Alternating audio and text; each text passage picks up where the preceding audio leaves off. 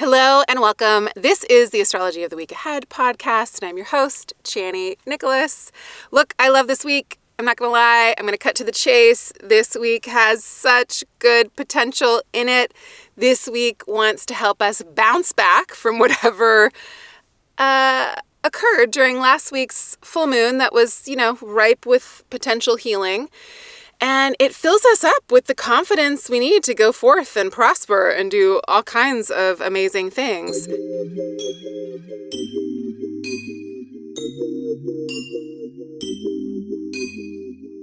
This week features what we call a Jupiter cazimi, and it's pretty groovy. Why? Well, whatever enters into a conjunction, a relationship with the sun, gets infused with the heat and the light and the warmth and the healing powers of it. The sun is our main source of light and therefore life. And so when planets pass by the sun, they're said to be in a special condition. Now, each planet has its own significations, right? Each planet represents something different. So if the sun is the heat and the light and the warmth of life-giving force, of the life-giving force of the universe, let's say, or just for our little solar system at least, then Jupiter is the ability to expand. It's the ability to expand beyond our little tiny human ego. It's our ability to expand through generosity and generativity. It is our spiritual nature. Jupiter represents our teachers. Jupiter represents our big, bold ideas. Jupiter represents the ability to create abundance. But I do think that the abundance that Jupiter is speaking to, if and when well used, is about generosity. It could be about greed if we want it to be, but I think you'll agree that we don't need any more of that on the planet right now. So this is a gorgeous astrological moment that helps us to realign with the principle of generosity and of generativity. And we do that by offering it both to ourselves and to the world at large. And so as Jupiter makes this conjunction with the sun on Thursday, April 11th, we can treat it kind of like a new moon. It is a moment to plant seeds for our future growth enhancing potential. And it's a time to remind ourselves of what we already have. It's so trite now to be like, I'm so grateful for. But really, this is a good day to remember what we're actually grateful for. Not the stuff we've received, not the accolades we get, but I'm really grateful for that time my grade 6 teacher saw me and said, "Are you okay?" I'm really grateful for that moment because that moment planted within me the understanding that someone saw me and someone saw me struggle.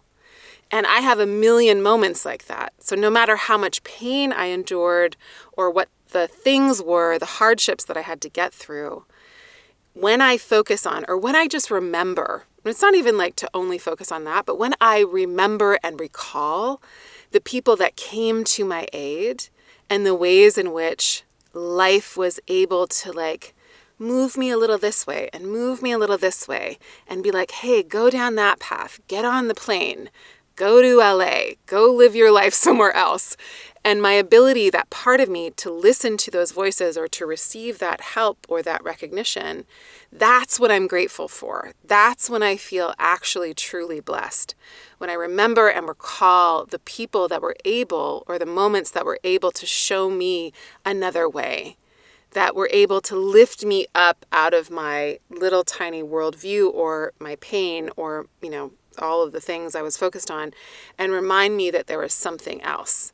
Those are moments of abundance and gratitude, and those are the moments that hopefully instill within us a different imprint of how to live in a more expansive way that could be really generous. Teachers and teachings are generous in nature, right? Nobody goes into teaching for the money. Nobody goes into teaching in this economy for, big accolades. The act of teaching is an act of generosity. Teachers are represented by Jupiter. Jupiter is associated with teachers. And those that we study with are able to impart wisdom to us because of a spirit of generosity, because, sometimes their own ego, but mostly it's because they want to be part of a lineage of passing down something to do with a wisdom tradition, a way of seeing the world, understanding. So we talked about teachers last week with the Sun and Chiron conjunction. We talked about teachers a couple weeks ago with the Jupiter-Chiron conjunction. And here we are again talking about teachers and teachings and how important it is to acknowledge those in your life. Like, I don't know if you wanted to send a note to your grade 6 teacher who helped you with that math problem or helped you, figure out life in some way, shape, or form. That'd be a super cute way to experience, to express, to work with this astrology. So would doing anything that you want imbued with the spirit of generosity and also a spirit of confidence and of victory. This Sun-Jupiter conjunction is happening in Aries. It's still Aries season. And Aries season is all about triumph. It's all about pushing through the frozen ground of the season that came before us to announce that change is here. And again, when we have Jupiter in the mix, that change is about coming through big obstacles with a sense of faith and a sense of generosity and a sense of the fact that our purpose here is to give. That is why we're here, right? When we give, we get to access the very best of not only ourselves, but we could say of something bigger than us, something greater than us. So notice how you're being called to do that. Notice how you're being called to be big and generous, and maybe even how you're called to teach something in your life. Definitely pay attention to where this is happening in your chart.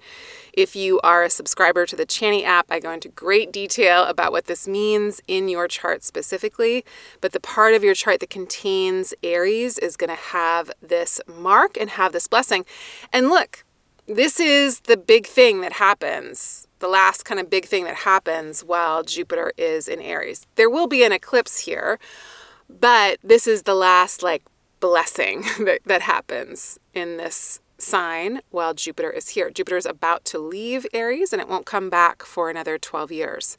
So again, paying attention to the part of your chart that contains Aries can be so important and so fortifying, because this is the kind of last hurrah. And again, because it's a kazimi, because it feels like a bit of a new moon, it's a potent portal of seed planting for expansion, abundance, generosity, wisdom. Okay, the other thing that's happening this week has to do with the other planet that brings us lovely things, Venus. On Monday, Venus moves into Gemini, and it'll be there from April 10th to May 7th. It's a short little stint.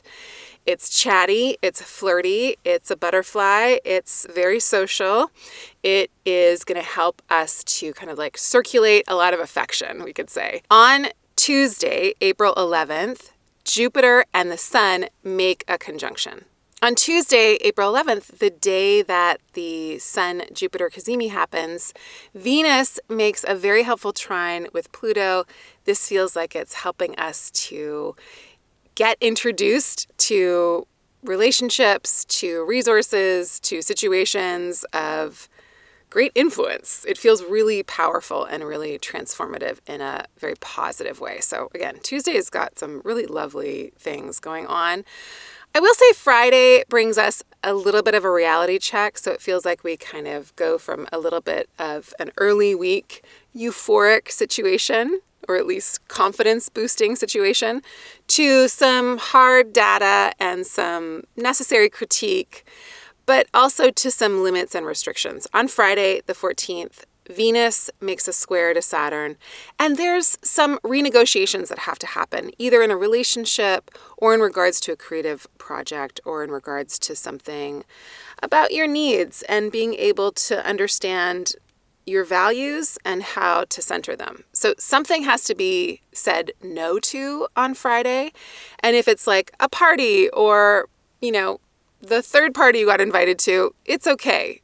Know that Friday is about being able to be discerning and to focus on the pleasures and the relationships that are the most important to you. All right, y'all. Sending you lots of love. I'm super excited about this Jupiter kazimi.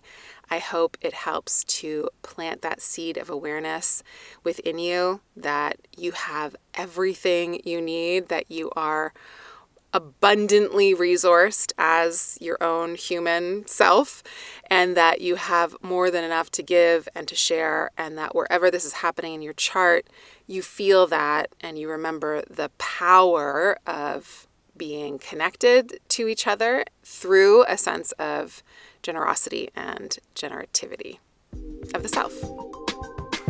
Thank you all so much for leaving reviews in the App Store. We read all of them. We appreciate every single moment it takes to write them. I wanted to share one with you called Saving My Saturn Return. Amazing. This app encompasses everything I've heard Chani project and explain with such expressive understanding, compassion, and awareness.